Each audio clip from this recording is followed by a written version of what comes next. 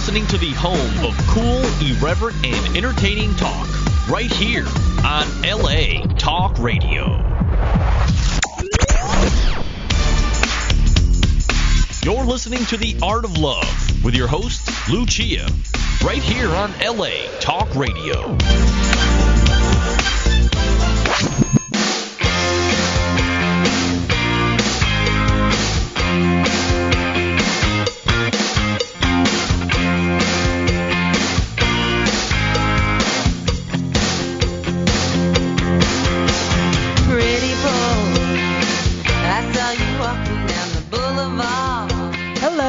Welcome to The Art of Love. My name is Lucia.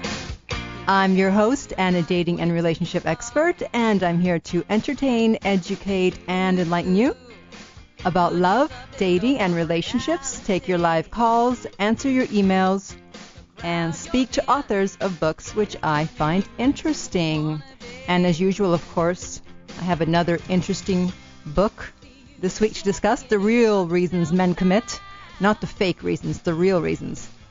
But before I tell you about that, I want to let you know that I now have a web TV show on Mingle Media TV network, and that started last Wednesday. I don't know if any of you were able to join me for that. And my first guest was someone who had been on the radio show. In fact, those will be the guests that I will also have on the web TV show. And it was Ish Major, MD. He wrote a book called Little White Lies, and we discussed how to tell men were not telling the truth. So you can find the link to that on, of course, my website, theartoflove.net. You will see the banner for Mingle Media TV. Go there and click Blip TV on the right-hand side when you get to the Mingle Media page, and you will see my first episode. And I will have another episode coming up this Wednesday live from the comfort of my home. And that is at 11:30 a.m. Pacific time, 2:30 p.m. Eastern time. And the people in the middle will just have to figure it out what the rest of the time is. Okay, so let me bring on my first guest, and we are going to talk about how to figure out if a guy is ready for a commitment. So welcome to the show, Kimberly. Thank you. Thank you so much for having me. Oh, my pleasure. So I have on the phone with me Kimberly Dawn Newman, who is a popular New York City-based dating, sex, relationship, and health fitness writer, who has also worked extensively on Broadway in such shows as Ragtime, A Chorus Line, and Annie Get Your Gun. A summa cum laude graduate of the University of Maryland School of Journalism, her writing work has appeared in numerous publications, including Cosmo, Redbook, Marie Claire, Health, Fitness, Maxim, and online for MSN, AOL, Match.com. So she's just as busy as I am. And by the way, also there's a second writer to the book. We don't have him with us today, and that was Joel D. Block, and he's a psychologist. And I think you also wanted to add something, Kimberly?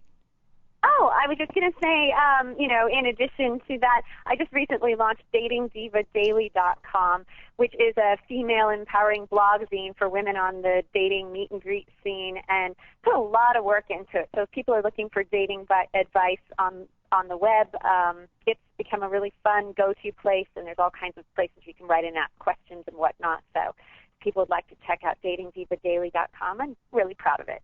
Wonderful. Okay, and otherwise, the site for the book is, of course, realreasonsmencommit.com. So how did you come to write this book?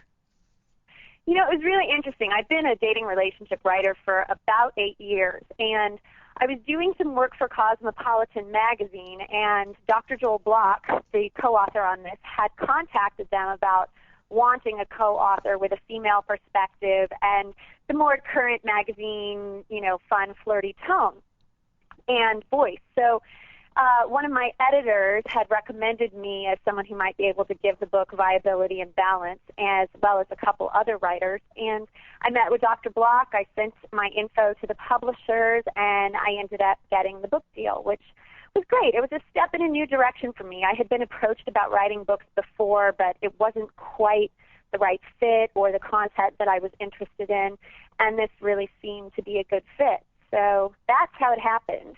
Wow. And what were you doing over at Cosmo? That's like my Bible. Oh, yeah, it's just a fun magazine. We love reading Cosmo. I can't wait till I get mine every single month. I'm still hoping that someday I get the cover, but no. I know. We all want that. Oh, yeah, I know. Well, maybe we could do a tandem one. Let's work on that. Anyway, I have written quite a few pieces for them. It was funny because I started with a couple of innocuous pieces, some smaller blurbs, and then I had written a piece on finding happiness, surprising ways that you can find happiness in your life. And my mom was so proud about this one, and I was too. I'd wanted to write for that magazine forever, and she was showing everyone. But then the next month, I landed 101 sex tricks to try before you die. Wow, wow. Yeah. Didn't tell anybody that one was running. Right. Cool. But it was great. I was really happy to write for them, and would hope to continue to do so in the future as well. Yeah, absolutely. I think I'll probably still be reading it when I'm 70. Even though it won't apply to me. I hope so. I hope we're looking for that kind of information. If not, we're doing something wrong. Oh no. So okay. But so I was going to add in when writing this book, what was so interesting about this too is that it's the real reasons men commit. And when I started writing the book, I was actually in a relationship that I was 100% sure was it. Uh-oh. I mean, this was it. Man, this was the one I was going to be with for the rest of my life. And then some major issues surfaced, and wow, the rug was pulled out. And I spent the second half of the book crying for an hour, writing for an hour, crying for an hour, writing for an hour. Right. And yeah, I had to leave him, and it just broke my heart. But as a result, I think the book actually turned out a lot better. Right. Yes. One of those horrible ironies of life, I guess, but and he's well represented throughout the entire second half of it, in case anyone's wondering. Names change, situations change, but that kind of thing obviously influences your life when it happens, and it was just kind of ironic that I was working on this, The Real Reasons Men Commit, thinking I was working and moving towards commitment in my own life, and then ended up in a situation where it didn't happen, which gave me a lot of perspective. Yeah, little did you know. So were there, looking back then on that relationship, were there things in the beginning that you saw that you didn't think were problems that you later became the problem? Yes. It's interesting how retrospect is a beautiful thing. You look back and women make decisions when you're in relationships. Well, I'm sure men do it as well, but we decide what we can live with and what we can't live with, and some of the flags that may have been waving for me at that point, I had decided, well, you know what, I can let go of that because I'm getting this so strongly. And, it's interesting when you look back, and I read over some of my journals when you're trying to heal from that kind of breakup, and I'm like, wow, I pegged that one in April, and it took me till October to figure it out, Wow. So what's the difference between how men and women view commitment? This is an interesting question. I love that one. To men, typically it signifies the end of freedom for them.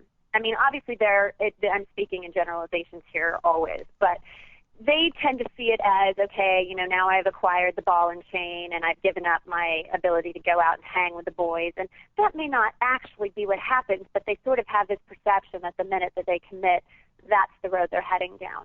Mm-hmm. Ironically, on the flip side, to women, commitment is not the end of freedom. It's actually the definition of it. Mm-hmm. Women to equate security and knowing that they have a partner on whom they can count as very liberating, and I understand it's sort of like we have these checklists, these to-do lists, and it's like, got the partner, okay, check that off, yes. Relief. Right. I know. It's like now we don't have to, when you're in a relationship, you don't have to go out with your friends, invite you, and they go, come down to this event. There might be some hot guys there, and you feel obligated to go because it's like, well, I have to go because I still have to find the one. Yeah, if I'm not in it, I can't win it, and all of those little mind games that we do to ourselves, and think that I've got to put myself out there if I'm going to find Mr. Right. And, so it's when you're in a relationship, then there's suddenly that security that you're like, oh, phew, okay, I don't have to worry about that part anymore, and I can focus on other things. Yeah, exactly. So then you coined a term that I had never heard before, which I think is brilliant, and that is vulnerophobia. So what is that? Thank you. I thought that was a stroke of brilliance when it came to me, too. I'm way into morphing words, and this one just sort of put it together and actually became the crux of the book. The idea, in a nutshell, about what makes a man commit is that vulnerophobia is a fear of feeling vulnerable, and nowhere are people more vulnerable, really, than when they're putting their heart and emotions on the line by entering into an intimate relationship.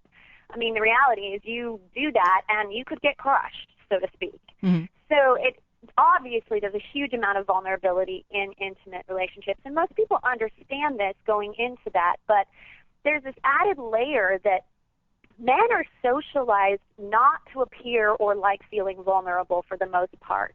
And this is from the time that they're very young. You know, as little boys, it's frequently like you see on maybe a sports field or something, if a little boy takes a hit, to be like, you're fine, shake it off, you know, and they're not supposed to have tears or feel vulnerable or express emotion, where if the little girl took a tumble, she would likely be cuddled and allowed to cry. And, you know, so as a result of this early socialization, women, of course, again, there are exceptions, but for the most part, women are better able to handle emotions and feelings that make them feel vulnerable, where, you know, men would probably, most of them, rather take a bullet in the face than look weak. You know, it's like, man down.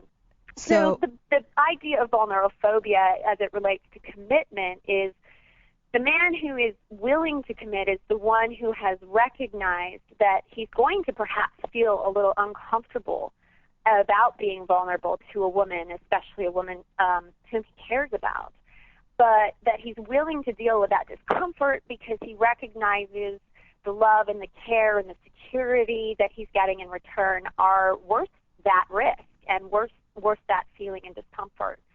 So in other words, he's able to face down his vulnerophobia and come out on the other side of it stronger, and lucky for the woman, as part of a couple. Right. So maybe it's not even the commitment that it's not the commitment that's a problem, meaning that if he didn't have to feel vulnerable, then guys would find it easier to commit. Agreed, absolutely. And that was kind of the baseline of this book. Unfortunately, they may not even recognize that it's the vulnerability that's prohibiting them from commitment.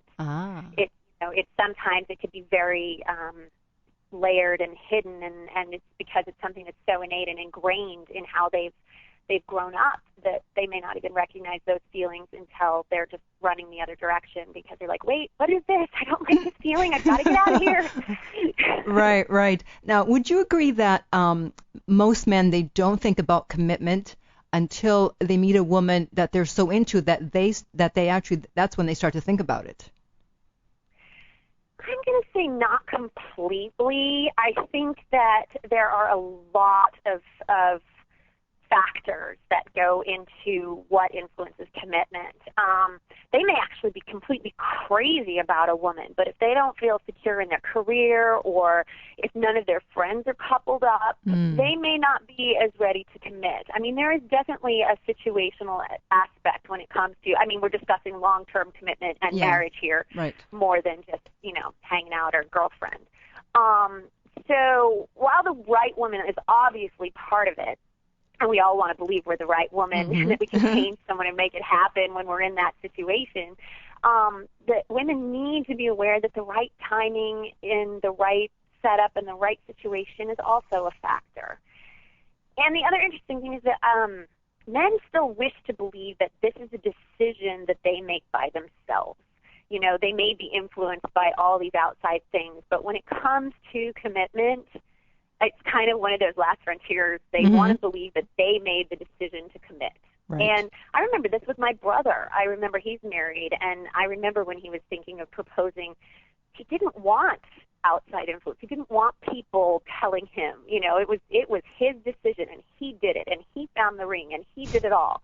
And it was an interesting, eye-opening experience to me to watch how he was planning it all out when it came to that point. Yeah.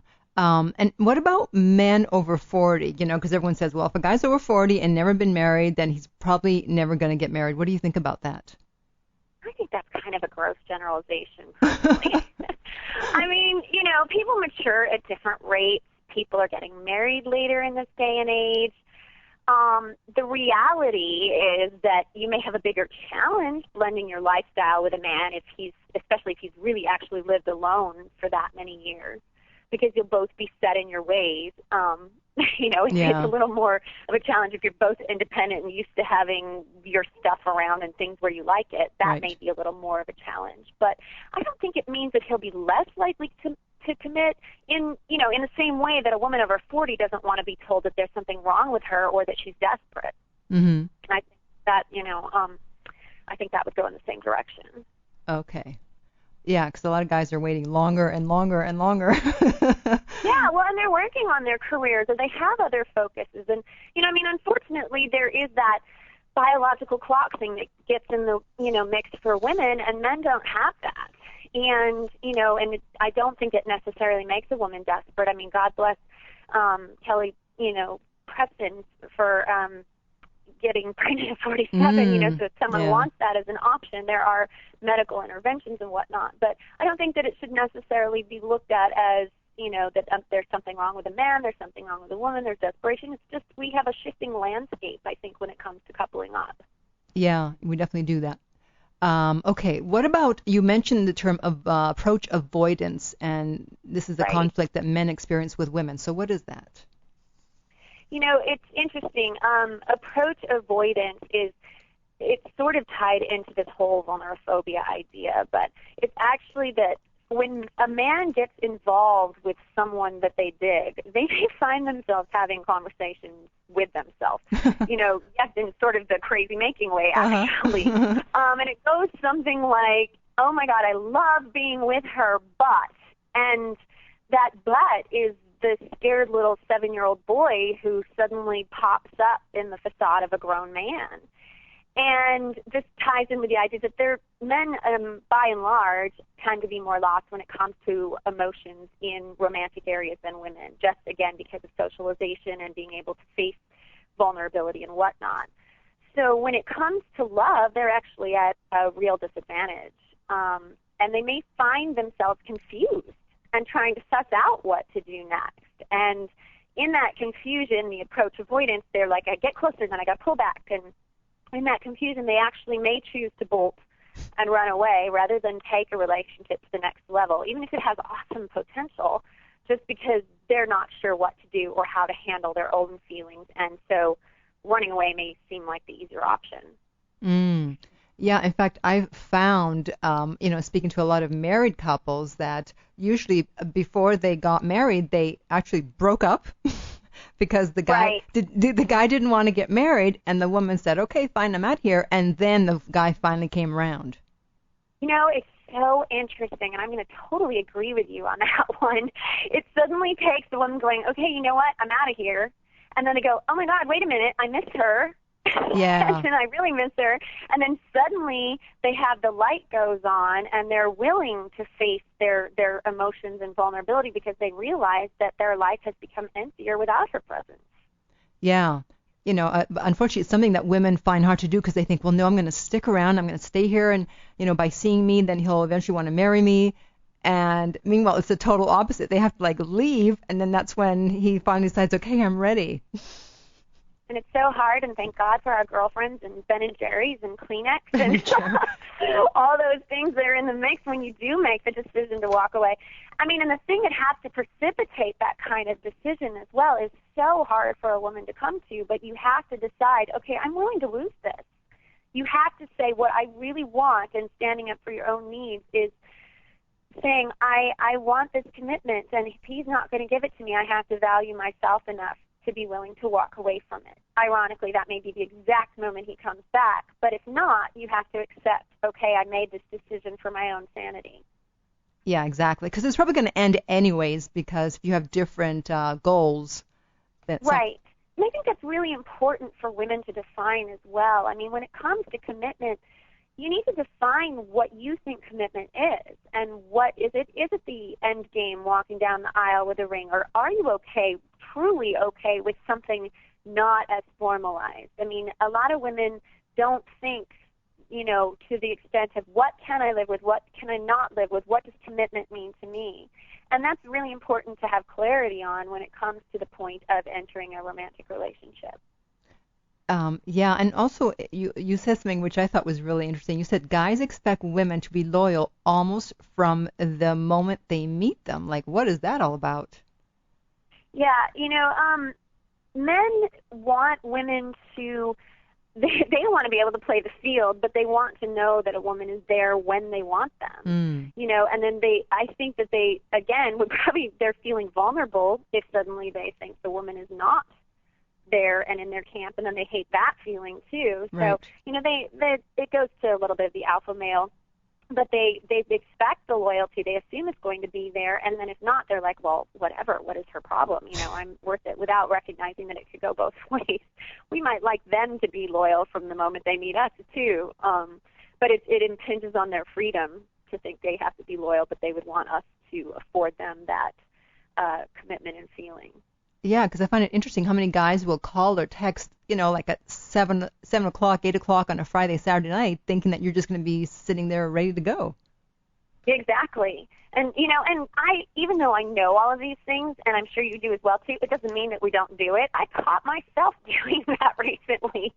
In a situation where a guy was texting me at like 7 o'clock on a Friday, and I'm responding, and then I'm thinking, what am I doing? And I don't believe in games, but it's the reality of the situation is that even though we study and write and read about this, the heart is an imperfect science. It really is. And once those feelings and emotions get involved, you have to recognize that logic and everything that we've studied and understand can even go out the window in your own case.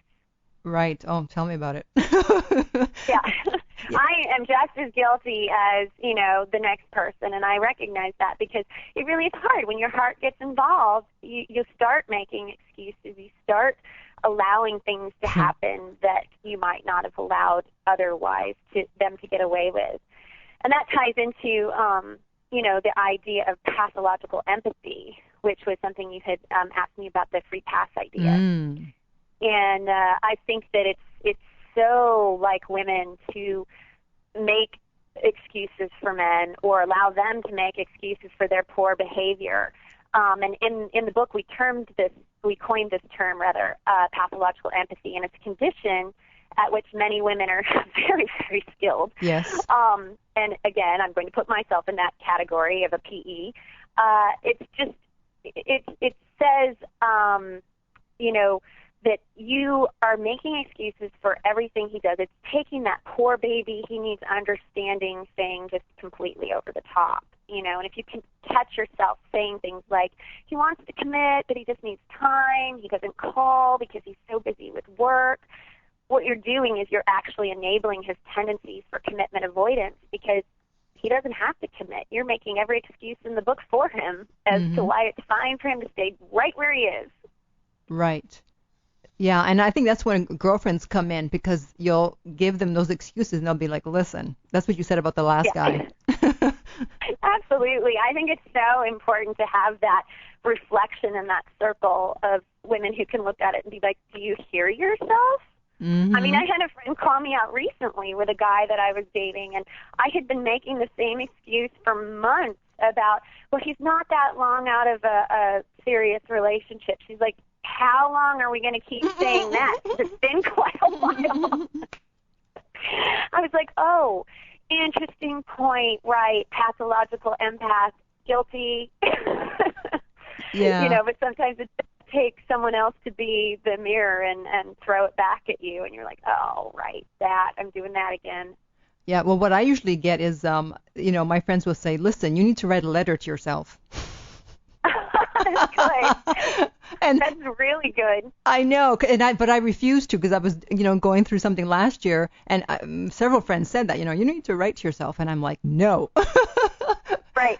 Well, yeah, it's so interesting because we dig in our heels too, and I actually think it's important that you recognize that, and I recognize that. I think it's great because what it does is it makes us realize that even the people that are the so-called experts, we understand what happens when you get into the situation. So we can go along and espouse, well, you need to do this and you need to leave the person immediately. And you know what? Nothing's that cut and dry.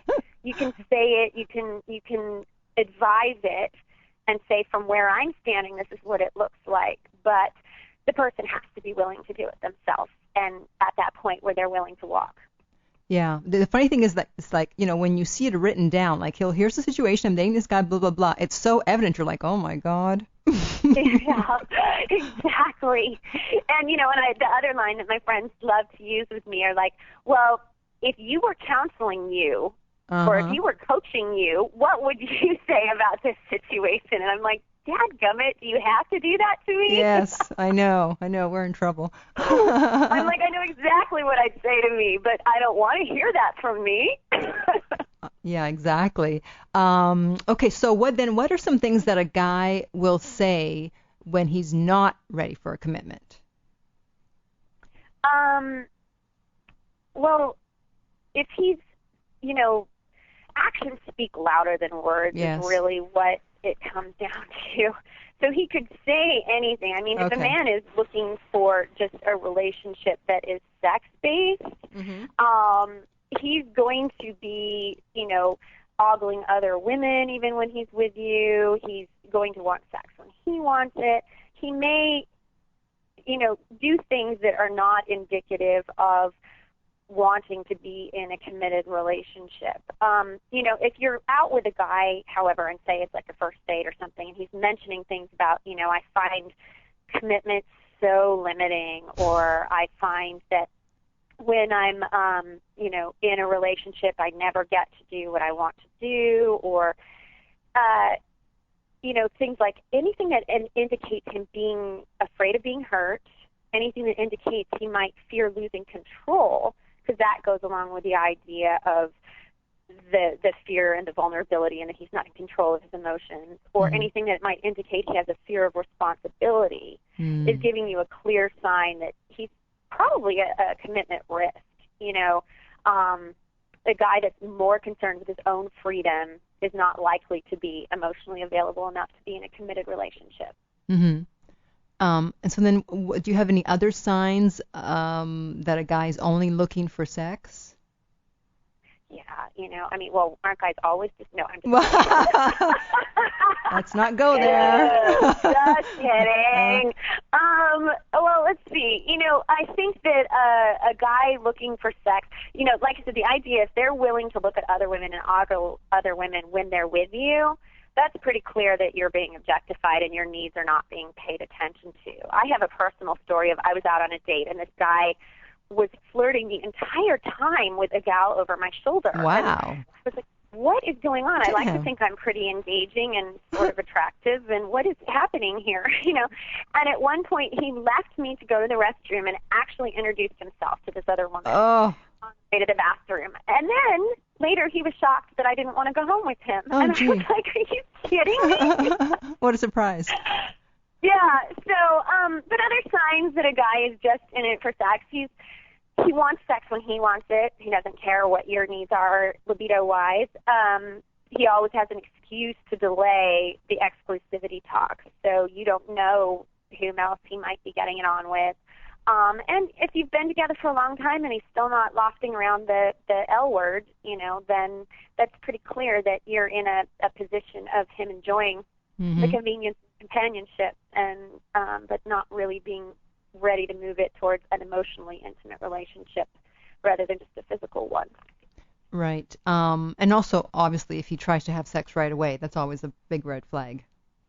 Yeah, if we first date and he's trying to drag you home, you got it. Drag you. Obviously it happens, and there are stories of couples that sleep together on the first date, but if that's his entire reason for the evening and he keeps pushing for it and then it happens and you don't hear from him, you really can't be surprised if you've gone along to it. Now, hopefully you got something out of it, but if not and you're disappointed, that sucks, but it's a reality that if he's really, really pushing, that's a pretty big red flag. Yeah, absolutely. Now, you suggest not playing hard to get. Why is that? Yeah, this definitely goes back to the idea of vulnerophobia. And it's not per se that you shouldn't play hard to get at all, but I would say you don't want to play hard to get for too long. It's more about time frame. Because basically, if we go back to the basic tenets of vulnerophobia that we discussed, when you play hard to get, there's sort of a tipping point, so to speak. Women definitely need to be careful because when playing hard to get initially, that can intrigue a man and launch him into competitive, caveman mode. She will like me and I will win her, and that can actually intrigue him and get him to pursue, which their hunter instinct comes out, I guess, for lack of a better word. But if you take this little attraction game too far, at some point he's going to start feeling vulnerable instead of powerful. So when that happens, his vulnerophobia will kick in, and if we recall, men don't typically like feeling vulnerable, and if you're playing too hard to get, he'll reach the point where they just, they start to question themselves. And if you really like them at all and they like you, they may start to feel insecure, though, and give up if you take it out a little too hard. So go ahead, make it a challenge, but don't make it impossible. And you got to give a little encouragement, or they'll just be like, all right, this is not working, and I feel insecure and out. So you're saying then, along with the playing hard to get, then also you encourage at the same time. Yeah, I think it's a good idea that, you don't have to give them a carte blanche, but giving a little encouragement or letting them know that you do find them attractive, or that there is possibility here if they keep playing it right. Right. Yes, play your cards you right. You got to give it. It's figuring out your little game and your MO. I mean, I hate using the word game because I don't like to think of relationships as games. Yeah. But using your MO and your way of encouraging them and being like, well, you're doing a good job so far, so let's see if you can keep it up, and who knows? Just little flirtatious ways of encouraging them to keep at it. Unless you really have no interest in them, at which point you should be, you should nip it and not lead the person on. Right. Or depending on the guy, at which point he'll love you even more. Right. Unfortunately, I've had those too. God knows. Yeah, I have a couple of them, and I'm like, oh, what do I have to do to make this person go away? Yeah, I know. And ironically, it's never the one that you actually want to pursue you that way. Of course not. God forbid it should ever be the same guy.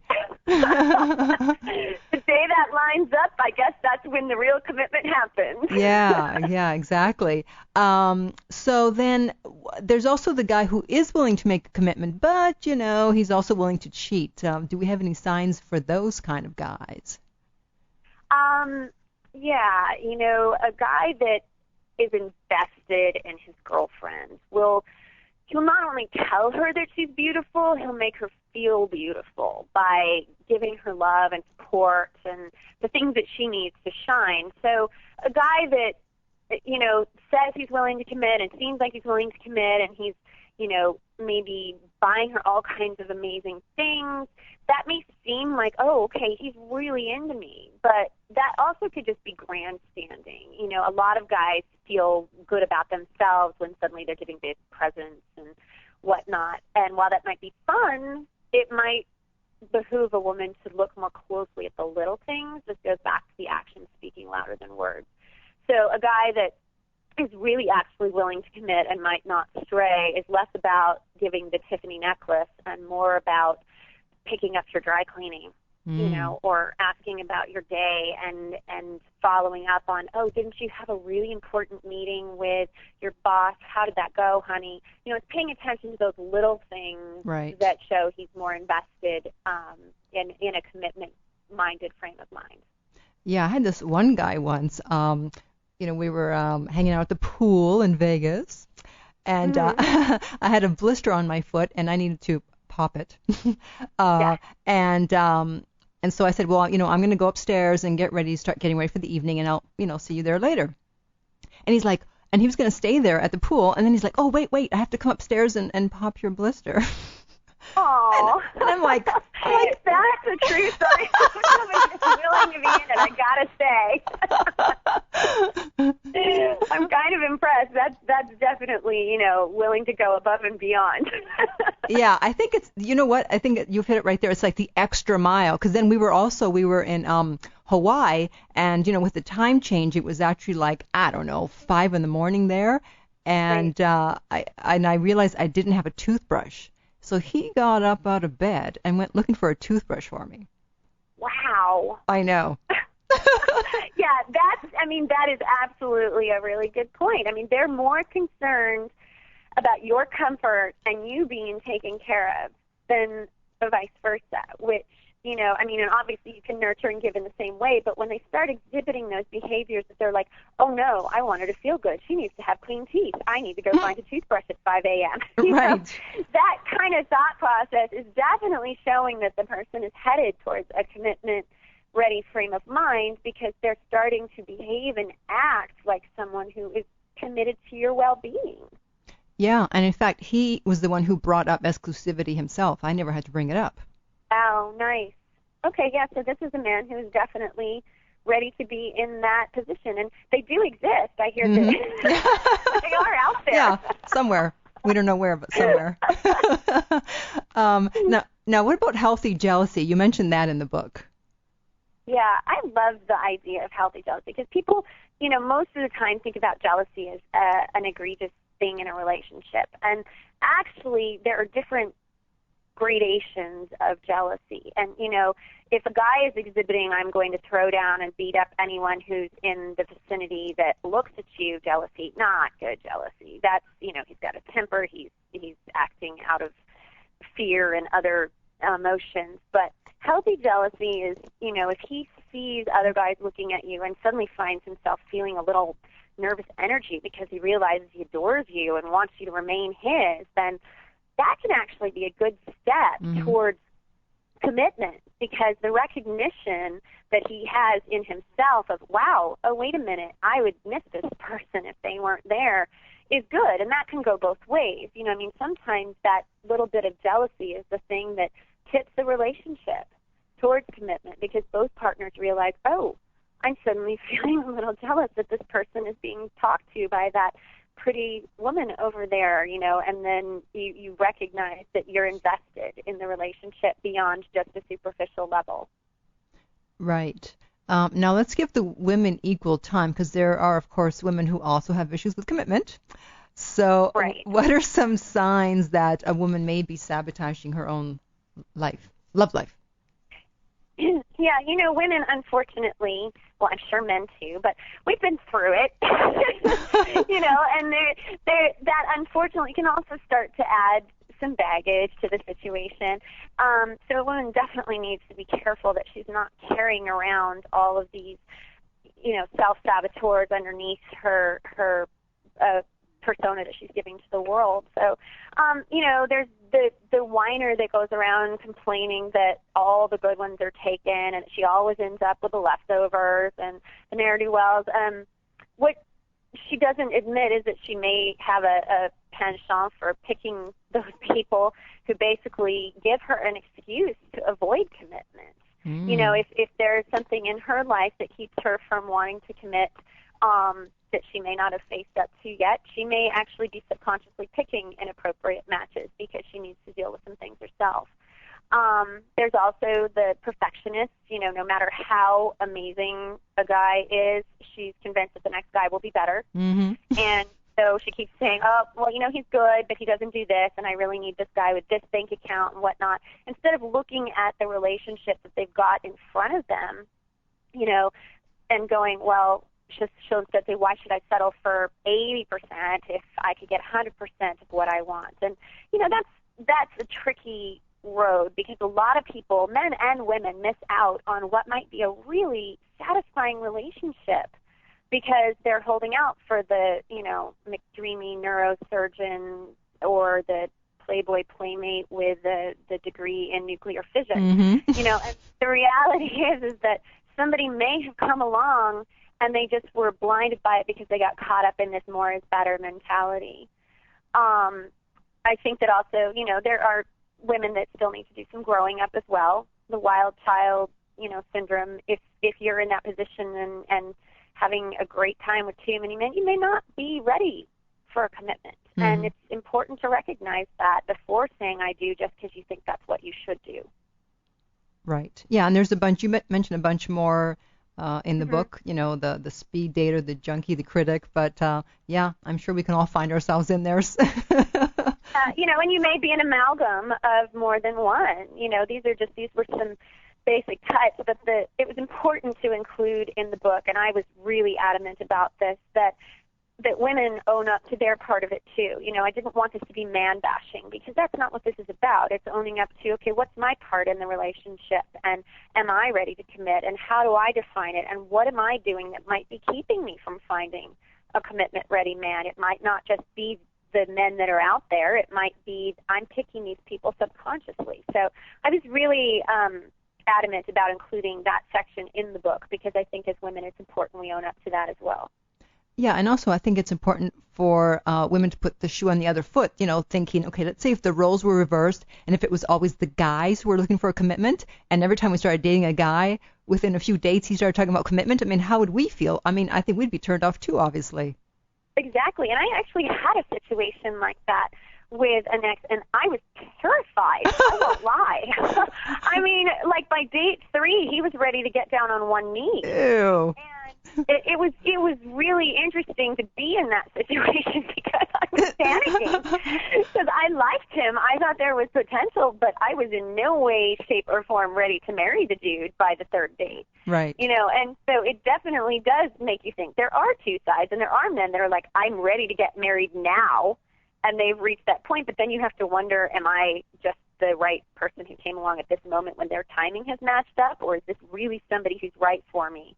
You know, those are important things to be aware of, because you could end up in the very wrong match if you end up with someone who's just ready to be married then, and it was less about you and more about you were the woman that walked in when they decided they were ready. Right. Yeah, which is, I think, what guys are afraid of. Does she really want me, or does she just want the ring and the house and the picket fence?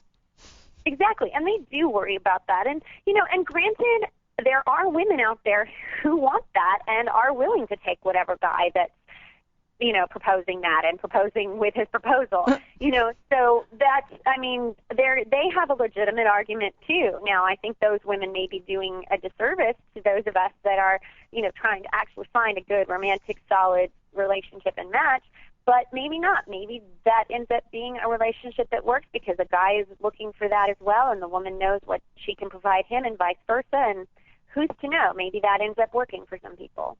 Now, back to the sex, because, you know, women often think, oh, for having sex, you know, it means we have a commitment. So what are some reasons that sex really isn't a commitment? Right. You know, there's this big problem that women actually think that sex is, well, not always, but frequently they believe that sex is a sign that they're in a committed relationship. And unfortunately, many times for men, they see sex as just sex. Mm-hmm. So the disconnect is that for women, once they start feeling those happy, feel-good hormones, I mean, oxytocin is rough, people. I know. Trust me, I know. I hate it. Gets in the mix, you're in trouble. But so the disconnect is when those little happy feel-good hormones start happening from a good sexual encounter. We won't say a negative one, but no. Women may start having biological impulses that they're not even aware of that promote attachment. So even if the guy is all wrong for them, they could suddenly think, wait a minute, this is it. This is the one. And it's especially heightened if the guy is good in bed. I mean, that can just really lead you down a very dangerous path. Mm-hmm. But a woman will often think that because there's mutual attraction, it means they're headed towards forever, when for a man, it just might mean that they're headed towards another sex session. So the reality is you need to have other things in play in order for there to actually be a relationship happening. And sex is not a commitment unless you've discussed that you're in a committed relationship that includes sex. Yeah, and I had a discussion with a guy once, actually. You know, he wanted to have sex early on, and I said, well, you know, if I have sex with you, I'm going to start developing feelings for you, and I don't know if I want to have those feelings until I get to know you better.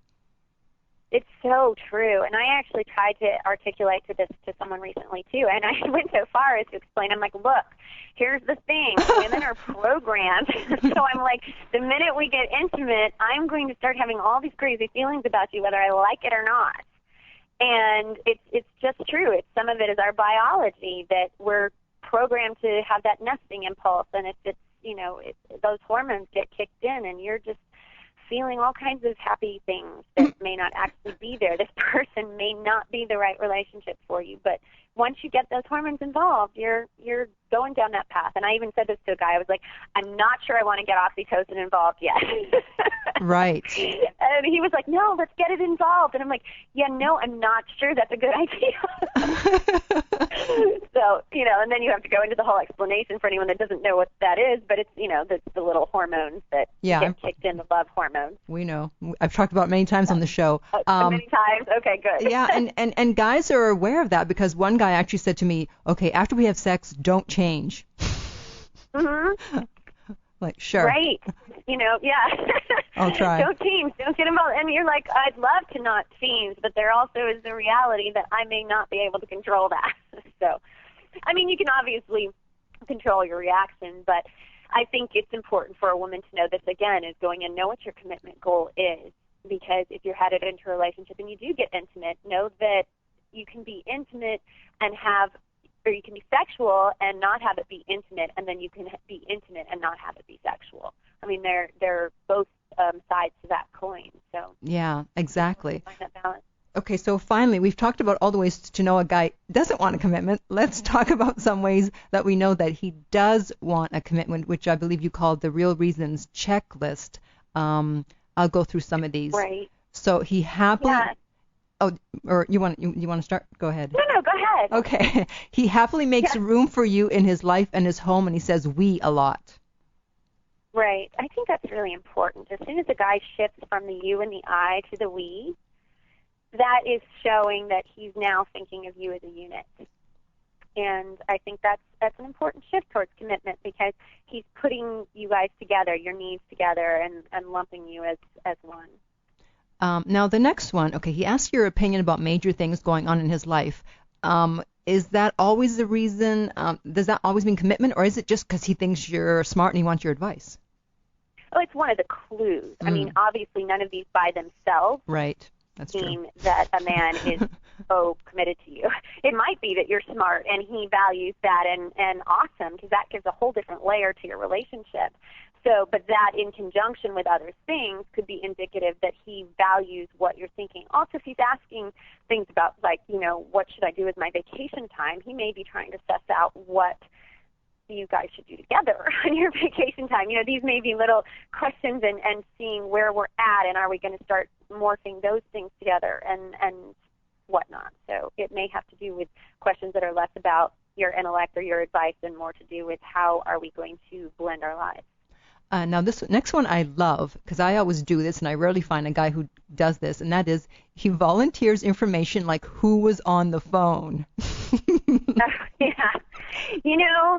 I think that one is really important, and I had issues with that recently with a guy I was thinking was very, very secretive about everything.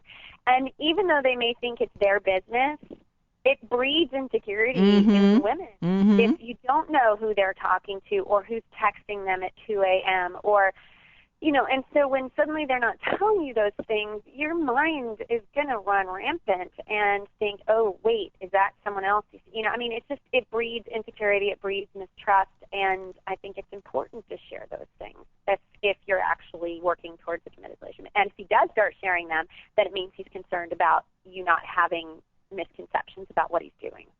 Yeah, because I just naturally do that just out of, I don't know, for me it's politeness. If my phone rings and I need to pick up, I go, oh, that's my girlfriend, or oh, that's my sister. Right, yeah, I would do the same thing. I don't know. And part of that is also a sign, men who start sharing their feelings and sharing their lives and what they're talking about, that definitely shows they're moving towards commitment ready. Women are socialized to be more used to sharing that kind of information, I think. I find I'm an open book. I'll tell anybody anything. So, that may be problematic, but I think that there's definitely, it's a clear sign when a guy starts telling you what's going on, who he's talking to, and whatnot, that he's concerned that he's being honest and open and is involved. Right. Yeah. I hate it because it always seems like you're with someone and then all of a sudden their phone rings or they're getting texts and now they're busy with that and you're like, what's going on over there? Yeah. And it definitely, like I said, it really does breed insecurity because if you sort of picking up their phone and getting in it, then you don't know what's going on and it makes you feel a little uneasy. You know, you want to know that you're appreciated and vital and the most important person in his phone. Exactly. So guys, put your phone on speakerphone when someone calls you and we're around. Yes, please. Or at least, you know, show me who's called or show me the text, or, you know, that's another good way to do it too. I've had that happen where someone was like, oh, look, I got this text, and, you know, and it made me feel better because he turned his phone around and showed it to me. Right. And then there was no longer a question, and we moved on with our dinner. Yes, as opposed to if a guy gets a phone call, he doesn't answer, but then he suddenly has an excuse to go up to his car. Yeah, that would probably not be a very good sign. Yeah. Ladies, I would question that one big time. Like, oops, I forgot to get something. Hold on, I'll be right back. Yeah, and comes back half an hour later. Yeah, as if. Or suddenly he has to go to the bathroom when he just went 2 minutes ago. Yeah. Exactly. So, yeah, there's a whole bunch of lists at the end in the appendix of the ways that you can tell that a guy's ready for a commitment.